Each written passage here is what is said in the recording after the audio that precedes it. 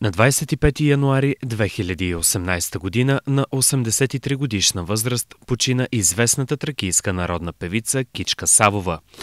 Повече от 65 години тя бе професионален радио- и телевизионен изпълнител, съосновател на ансамбъл Загоре. Репертуарът на известната народна певица включва около 600 песни, най-популярните от тях са "Бре, любете се, лъжете", "Йовкеле, узунчовкеле", "Калинчице, девойчице", "Любе, любе, първо любе", "Надникна Радка", "На Морава", "Юнаци седяха". Първите професионални записи в Българското национално радио град София датират от 60-те години на миналия век с композиторите Анастас Наумов, Стефан Кънев и Оркестърът за народна музика.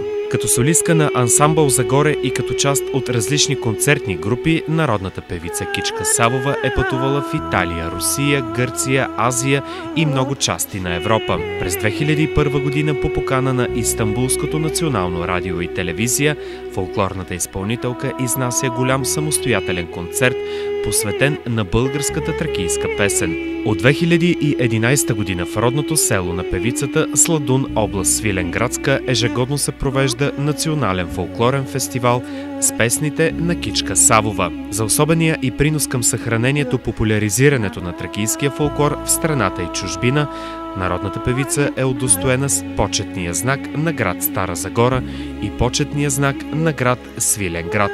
Поклон пред светлата й памет!